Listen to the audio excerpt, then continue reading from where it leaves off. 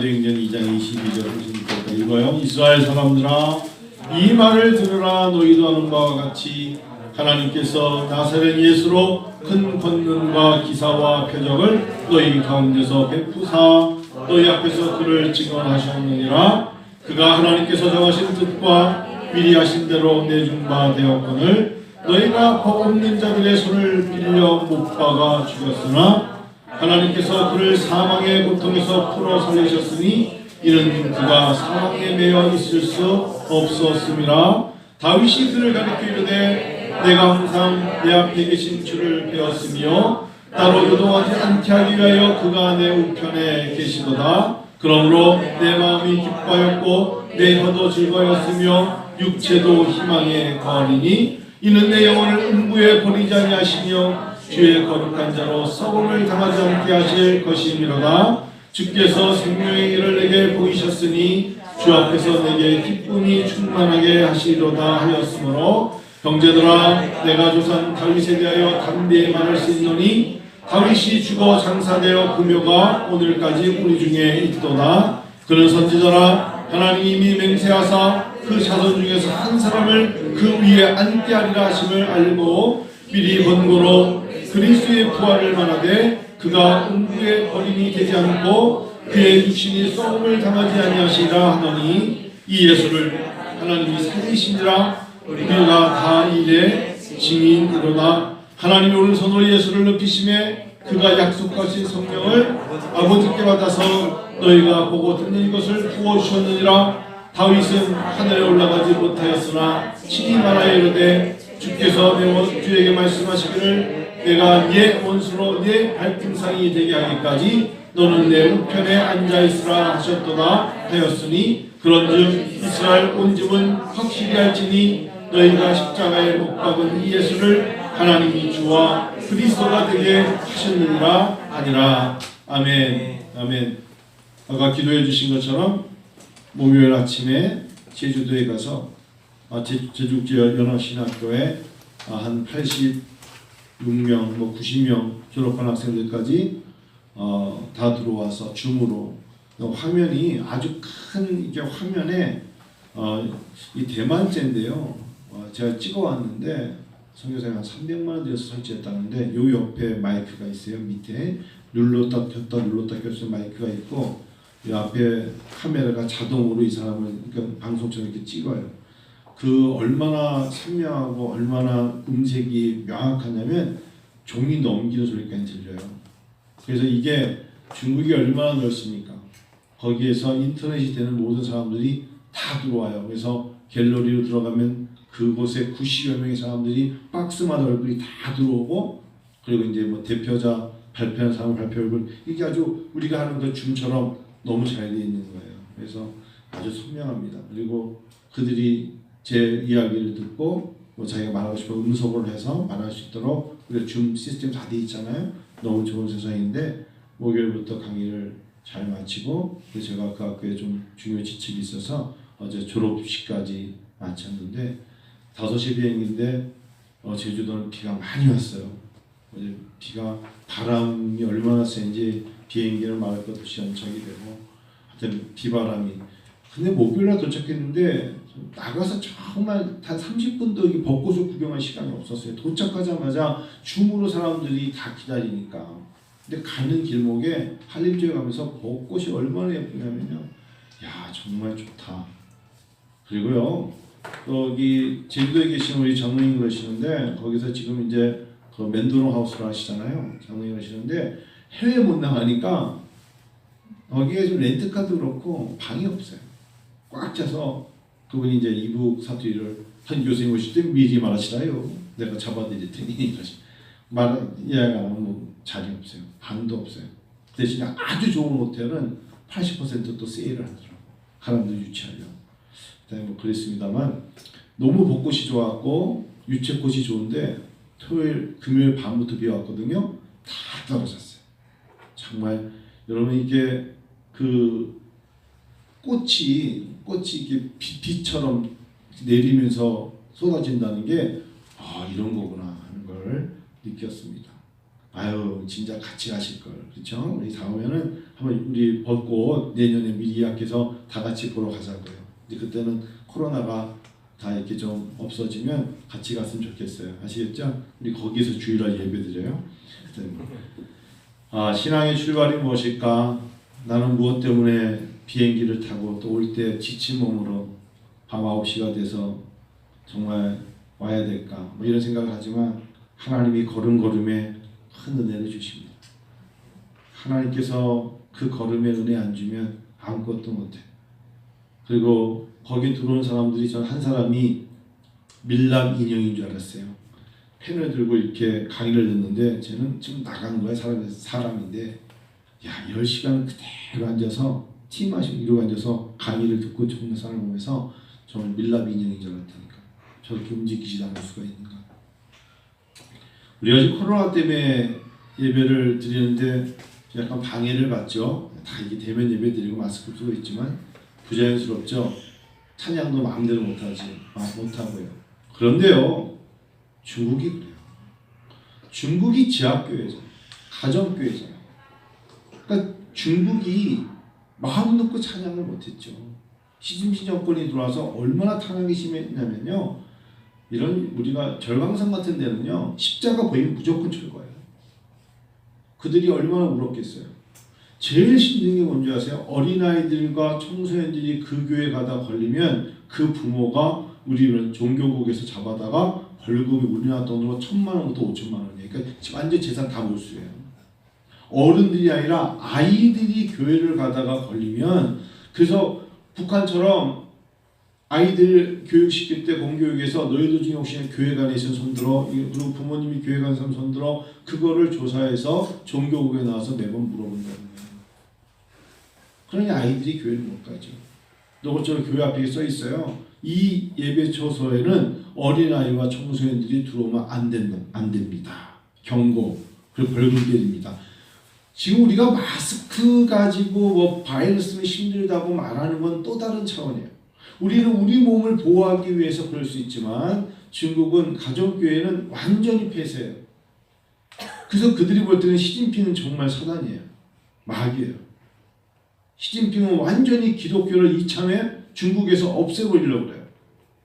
그래서 근데 중국에 그렇게 어렵고 힘들면 중국 교회가 약해질 줄 알았는데 가정교회가 세례교회처럼 우리나라 인구보다 더 많아요.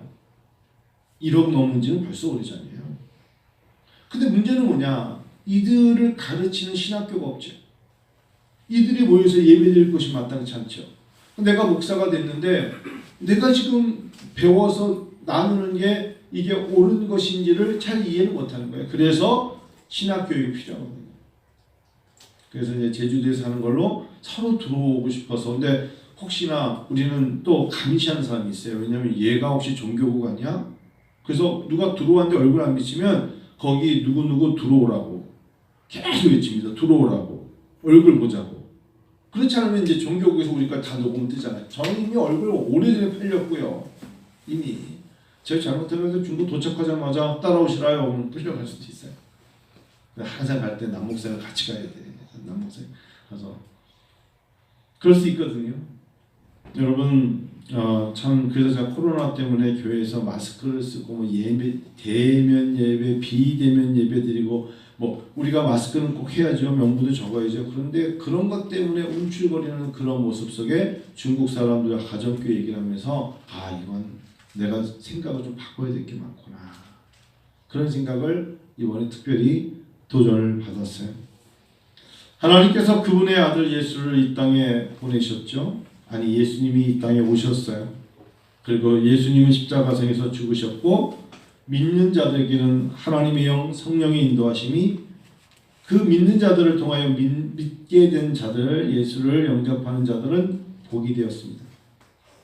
그리고요 우리 교회가 이제 영상을 잘 찍어야 돼요. 너무 놀란 게 중국 동해에서 서해 2,000km 떨어진 데 우리 교회 영상이 다녀요. 그래서 그걸 보고 우리 교회로 찾아온 사람이 있다니까. 9시 예배 때잖아요. 9시 예배 때 우리 교회 영상을 보고 중국에서 2사람이 찾아왔어. 설교에 자기 간에는 그거를 이 설교를 저를 아는 제자예요. 그래서 우리 교회 왔다가 우리 교회 왔어야 되는데 저 영광교회를 잘못 찾아간 거야. 다음으로 저 교회 갔다가 문이 잠겨서 갔다는 거야. 근데 장난인 줄 알았어요. 근데 이번에 줌에 들어와서 뭐 중국말로 한교수 어쩌고 한데 오산지 어쩌고 한다면서 그래서 들어보니까 여기에 저기 올라갔다가 아무것도 그때 한동안 문 닫혀 있었잖아요. 그래서 우리 교회가 은빛교회 층에 나가잖아요. 많이 나가요. 자, 참 항상 어떻게 보면 하나님께서 장점으로는 그래서 막 김나영이 앞에서 찬양하는 거 다 나가요.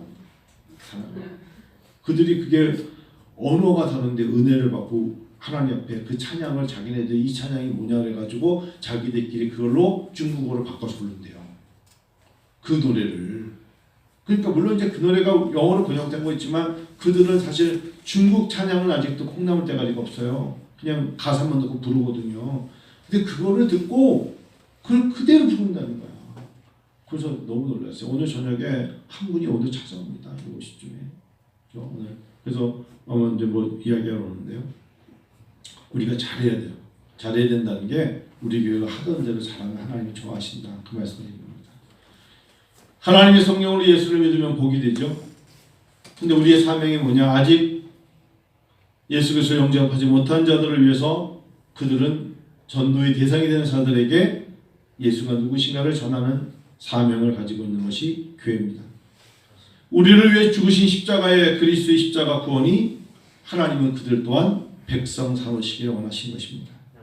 결국 천지를 창조하신 하나님께서 구약의 백성들을 예시 삼으셔서 우리에게 말씀하고 싶은 것이 사실은 그리스도의 모든 구속사적으로 예수님께 맞춰져 있습니다. 출애굽 그래요. 하나님께서는 그전에는 부족국가였어요. 아브라함과 이삭과 야곱과 요셉을 통하여 흩어져 있었지만 이제는 민족을 삼으시려고 애굽 땅에 있는 자들을 히브리 민족을 내 민족 삼으셨어요. 하나님의 민족입니다. 하나님의 백성입니다. 우리를 예수 믿어서 하나님 백성 삼으시는 거예요. 하나님께서는요.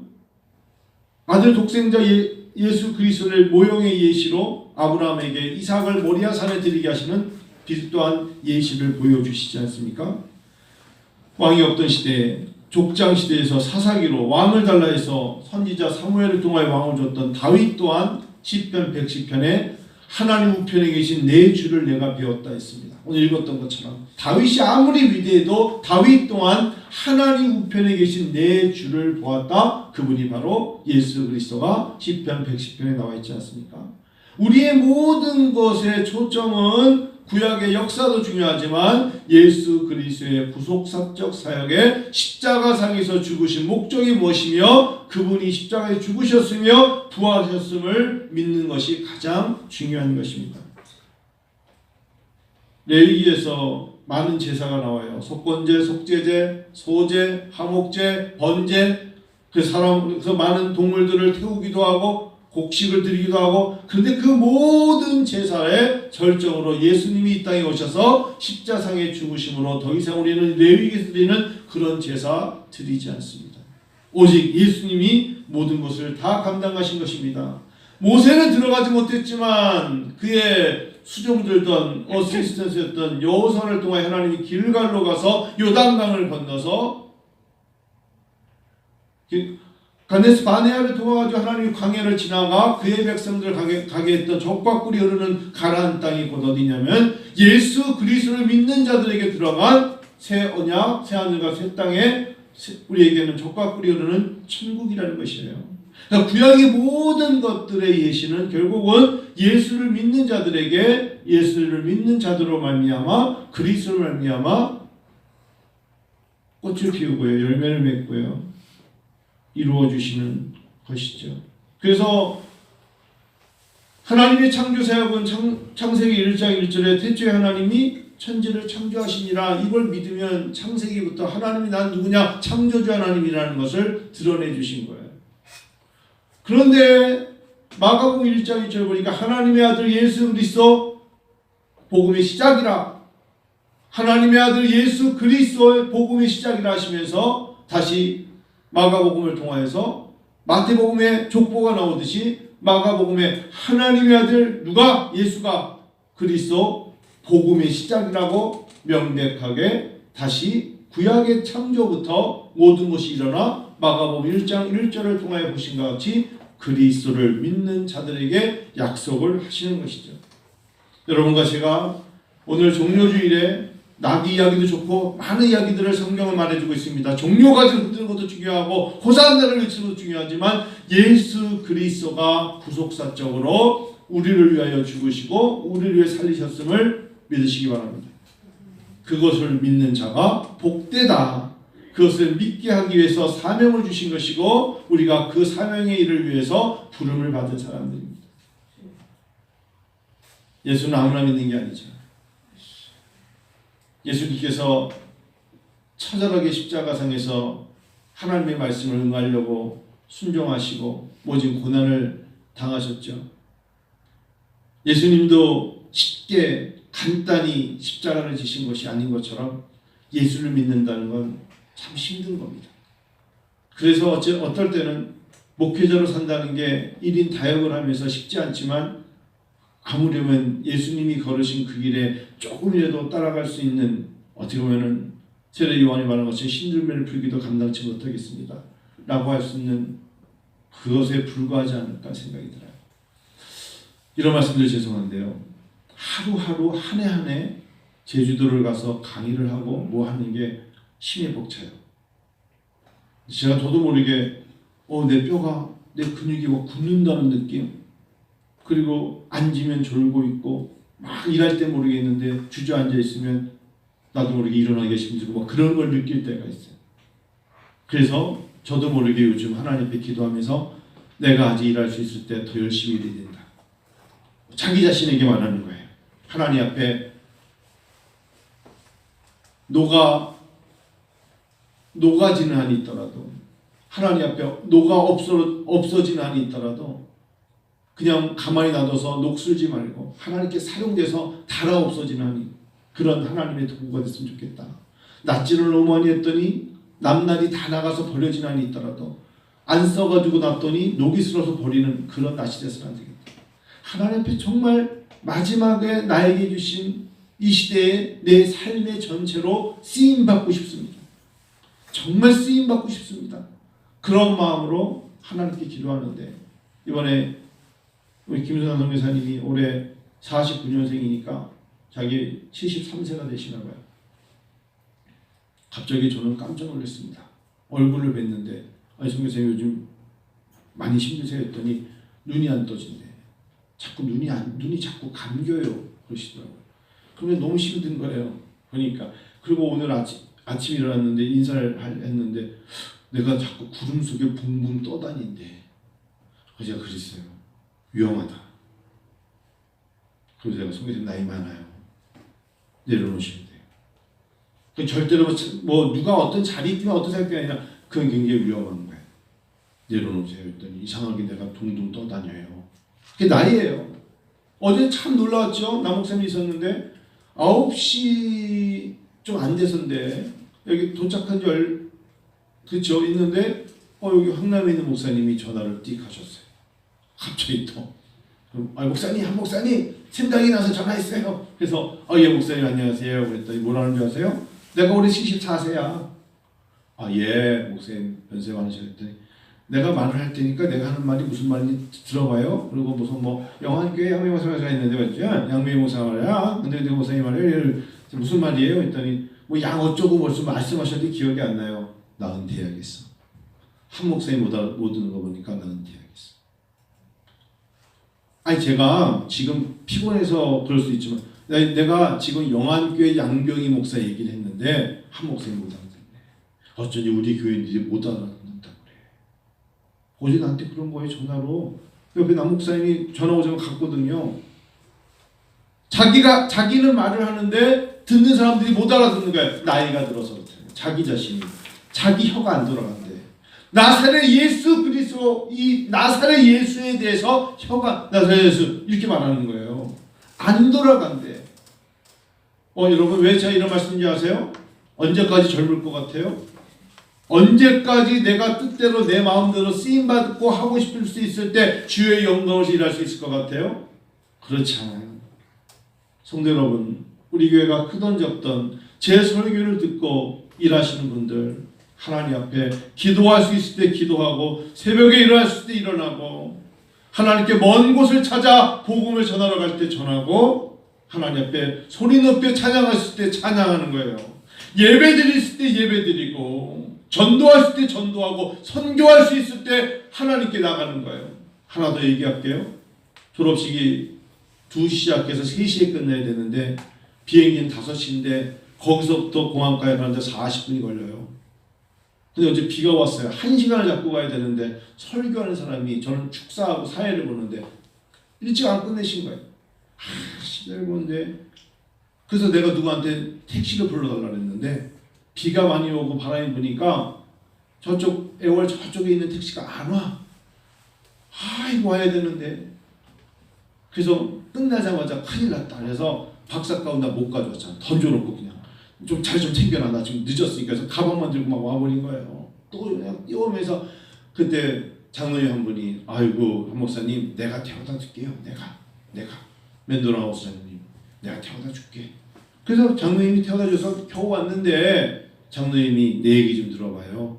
그래서 장로님 어떻게 지내셨어요? 요즘도 맨도라우스 많이 지으세요? 그랬더니 장로님도 우리 73세야. 그러면서 이러더라고요. 이게 마지막인 것 같아. 뭐가요? 내가 작년 12월 달에 분명히 눈은 떴는데 몸이 안 움직였다.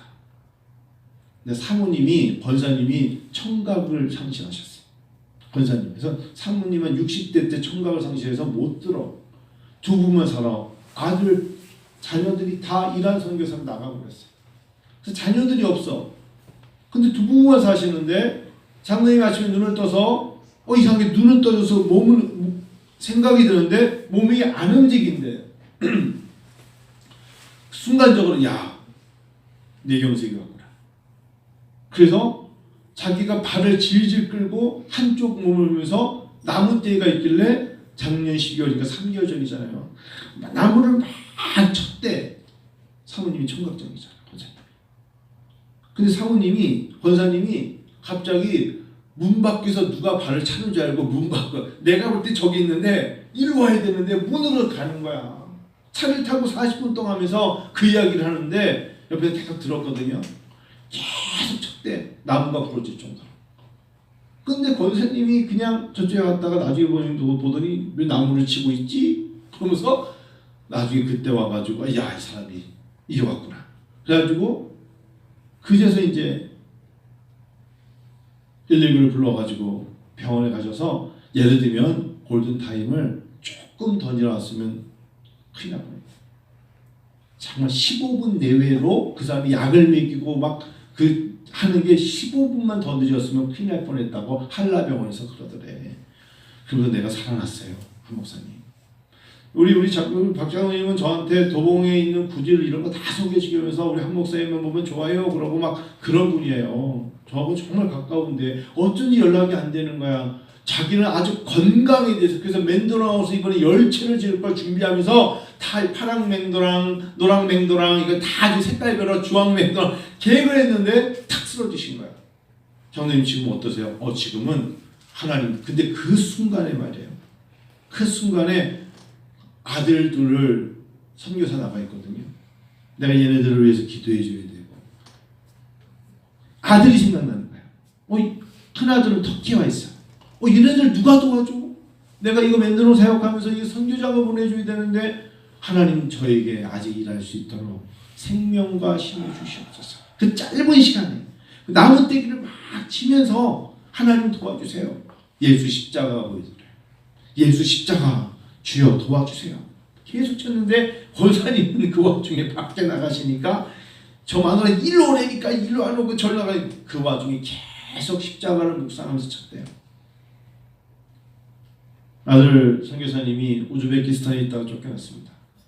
그러면 한국에 올 줄 알았대요. 한국에 선교본부가 있어서 오래 있었기 때문에. 그랬더니 아들이 아닙니다 아버지. 저희는 더 복음을 향해서 이란으로 가겠습니다. 이란에서 2년 동안 선교를 하다 또 쫓겨났어요. 그래서 이란이라는 나라에서 어디로 갔냐면 지금은 터키로 갔습니다. 근데 아들 선교사가 이제 공항에 거의 다 쫓아가고 5분 남겨놨는데 기도 부탁하면서 이런 말씀하시더라고요. 아버지 놀라운 일이 생겼어요. 무슨 놀라운 일이 생겼냐? 여러분, 이 이야기는 참 신중한 거예요. 이란과 터키와 요르단에 기독교의 부흥이 일어나고 있어요. 모슬렘 사람들이 예수를 영접하고 모슬렘 사람들을 전도하고 있어요.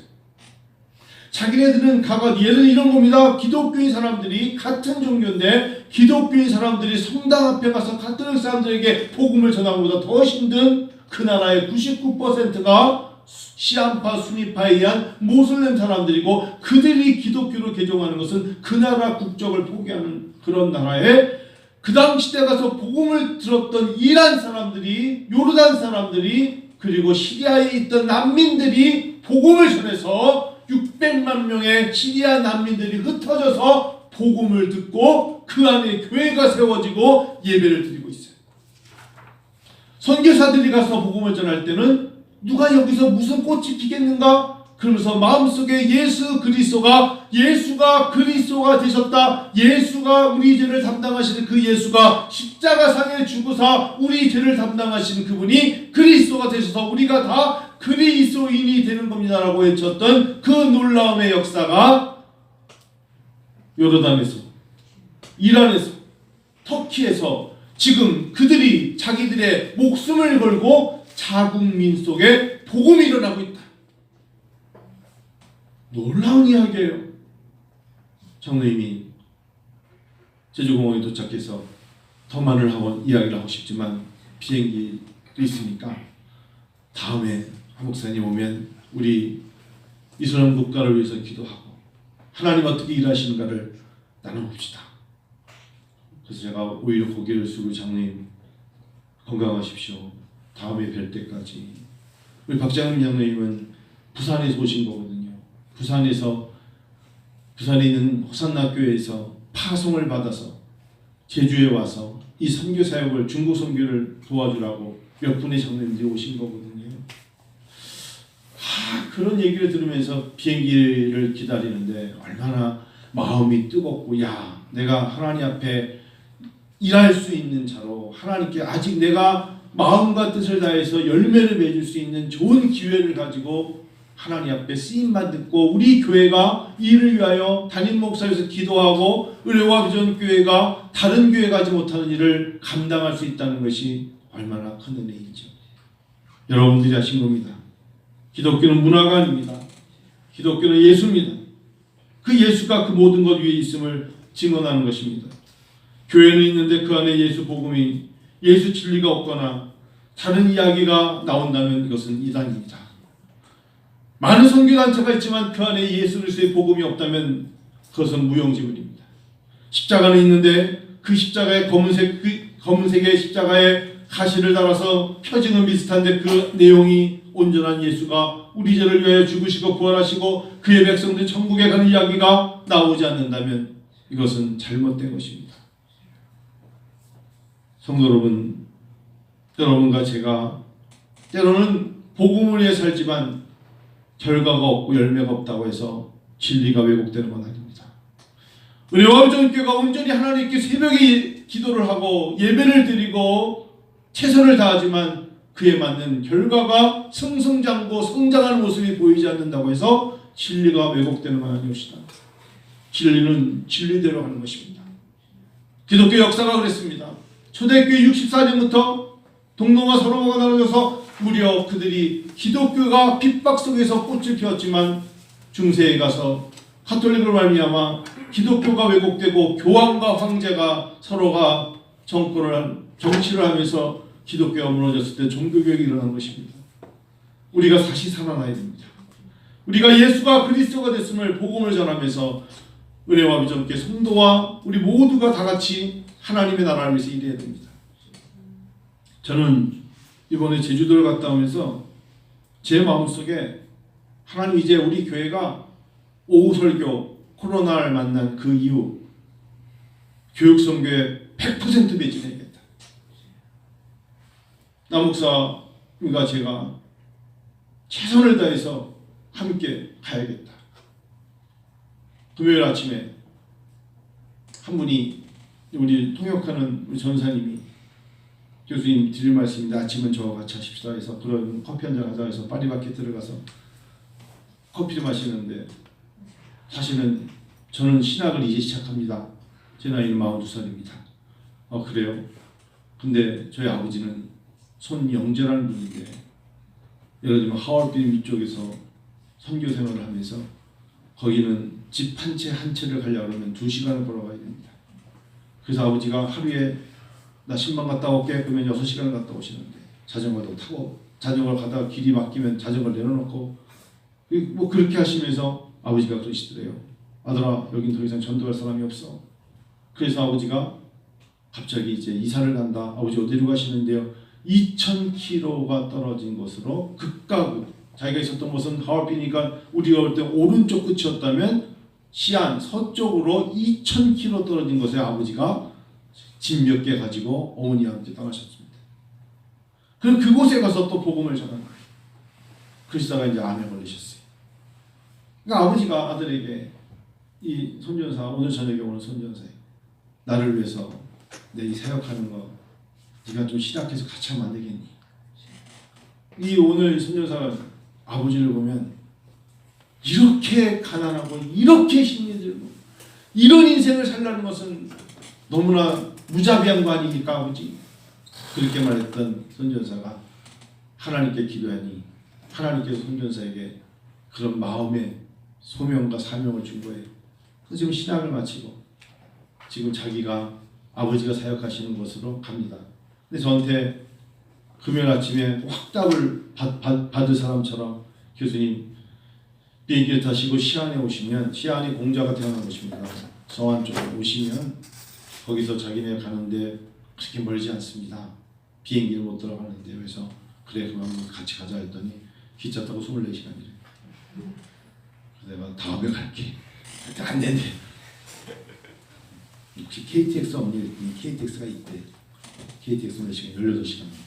그럼 어떻게 가냐 했더니 그냥 주무시면 된대.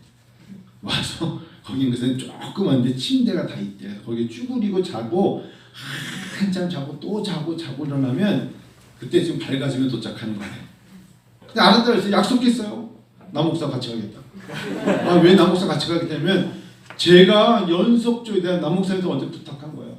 우리가 같이 가지만 그 다음부터 계속 연속적인 교육을 위해서는 당신이 갈 때도 있고 내가 갈 때도 있고 지금부터 다시 시작한다. 다시 시작해야 된다. 거기는 목축업하는 사람들이에요. 우리 유쇼우동 목사님은 한번 한 교수 뭐 중국어를 한번 와달라고 해서 꼭 갈게요 했더니 거기는 은행나무 목회. 여기서 봤을 때 끝이 보이지 않을 정도의 은행나무. 예전에 아주 중국에서 의도적으로 은행나무를 심어서 은행을 따서 중국이 배급할 정도면 여러분 얼마나 넓은 줄 아세요? 길이 없을 정도로 은행 냄새 얼마나 나는지 아시겠죠? 중국의 모든 은행을 거기서 공급하는데 유쇼동 목사님이 한 60 후반인데 유쇼동 목사님 제가 4년을 같이 교육을 했는데 제가 가르친 거죠. 근데 유쇼동 목사님이 그래서 유무수가 유쇼동이 사람은 안 살고 나무만 있는 은행나무에 노동자들이 들어오는 거예요. 중국 한족이 아니라 뭐 위구르족이나 아주 소수민족이 들어온 사람들을 전도하는 거죠. 지금은 300여 명의 사람들이 예수를 믿어요. 그 하나님은 일하시죠. 저는 오늘 이 말씀을 읽고 마칩니다. 하나님은요 우리에게 하나님께서 예수를 살리시니라. 32절에 우리가 다 이 일의 증인이로다. 우리 어전교회가 다 이 일의 증인이로다. 하나님의 오른손으로 예수를 높이심에 그가 약속하신 성령을 아버지께 받아서 우리죠 보고 듣는 이것을 우리에게도 부어 주셨느니라. 36절 읽고 마칠까요? 그런즉 이스라엘 온 집은 확실히 알지니 너희가 십자가에 못 박은 예수를 하나님이 주와 그리스도가 되게 하셨느니라. 설교는 잔소리가 아니기 때문에 함부로 짓거려서는 안 돼요. 본문을 타이핑을 다 치고 나올 때까지 따뜻한 프린트 끝냈을 때 오늘 하나님 이 설교가 하나님 마음에 합해지길 원합니다. 설교를 적고 설교를 준비하는 건 목회자의 필수 조건이고 필요 조건입니다. 근데요, 잊지 마세요. 설교를 듣는 여러분에게 성령이 역사하셔서 여러분이 듣고 결심하고 나가는 건 충분 조건입니다. 설교자는 하나님의 마음으로 전합니다. 꼭 해야 되는 거기 때문에 필요요, 필수입니다. 그러나 여기 있는 사람들 중에 마태복음 13장에 그물을 쳤을 때 좋은 고기만 접히지 않습니다. 좋은 고기, 시원찮은 고기, 즉 나쁜 고기, 필요 없는 고기는 낚시꾼이 그물을 건져서 좋은 것은 그릇에 담지만 나쁜 것은 육지에 던져버린다 했습니다. 잘 들으셔야 됩니다. 우리가 그물 안에 있다고 다 같은 그물에 있는 고기가 아닙니다. 그물 안에 있지만 좋은 고기는 하나님의 사람에게 쓰임받는 고기가 될 것이고 나머지는 육지에 떨어진 고기는 썩어져 냄새나는 것에 불과할 것입니다. 종료주의입니다. 함께 고난에 참여하는 자가 되시고 보이지 않는 곳에서 긴장하고 하나님을 생각하며 기도하며 하나님 앞에 조금이라도 더 드리려고 애쓰고 내가 하나님 다른 거 못해도 내가 이것을 마음과 함께 물질도 그렇고 헌신적인 마음으로 하나님께 다가가기 원합니다. 그럴 때 하나님의 성령이 그에게 필요 충분히 이상의 것으로 증언하게 하실 것입니다. 저는 이번에 그런 확신을 가지고 이제 앞으로 은혜 아버지 함께 하나님 아주 놀라운 걸 부어주시겠구나. 떠나오는 날 떠나오기 한 점심을 먹고 준비하는데 중국에서 줌으로 몇 명의 사람들이 한 교수 중국에서는 목사 안수를 받을 수 없는데 이상하게 나는 아직 목사도 아니고 전도사인데 복음을 전하는 사람들이 몰려들어서 70여 명이 모이는데 목사 안수를 좀 주면 안 되겠냐고. 그래서 그거를 선교사님께 얘기해봐라. 그랬더니 그래서 세 사람이 5월 중에 코로나와 상관없이 제일 중요한 거니까 제주도로 목사 안수를 받으러 오겠대요. 그러니까 우리는 긴급하게 회의를 하는 거죠. 야 어떡하지? 저 사람들이 목사 안수를 줘야 되는데. 그래서 긴급하게 6명의 거기 있는 목회자들이 모여서 결정은 아닙니다만 저한테 한 교수가 노회장이 돼달래. 나는 한국에서 충남도에 지금 회의록서기 적고 있는데 20년 동안 아직도 회의록서기를 하고 있는데 목사 안수를 중국 선교를 위해서 그들에게 목사 안수를 주니까 노회장이 되어달래. 그래서 목사 가운 놓고 온 거예요. 아 그래요? 5월달에 또 가야겠네 했더니 오셔서 그들은 비행기를 타고 와서 격리 자가격리 다 하고 목사 안수를 받은 하나님이 이렇게 일하실 수도 있구나. 그래서 하나님이 그들을 통하여 많은 일을 그래서 자기가 목사가 아니니까 성찬식, 성례식 못하는 거예요. 축도도 못한대. 근데 사람들이 몰려서 70여 명이 있대요. 어떻게 하면 좋겠니? 그래서 제가 오늘 설교에서 짜오주춘이라고 짜오가 부탁을 해서 내가 짜오주춘 그 형제에게 하겠다고 약속했어. 알았다. 내가 해줄게. 뭐 안 된다고 그럴 줄 알고 내가 나만 시간 내서 비행기 타고 가면 되지. 그래서 우리 노예를 하나 만드는 거예요. 선교를 위해서. 하나님이 이렇게 일하시는 것을 눈으로 보고 듣게 됩니다. 성도 여러분 함께 제가 은혜 아버지 함께가 없이는 어떻게 하겠습니까? 여러분이 기도로 도우시고 여러분 이번에도 뭐 비행기표도 또 가서 여러 가지 쓸 수 있는 식대비도 해서 제가 거기 있는 분들 대접도 하고 참 여러 가지로 고마웠습니다. 여러분 그럴 때마다 그분들이 은혜와 비전 교회와 섬기는 자들이 기도한 것처럼 그런 마음으로 같이 하세요. 그래야 하나님 도와주십니다. 기도하겠습니다. 하나님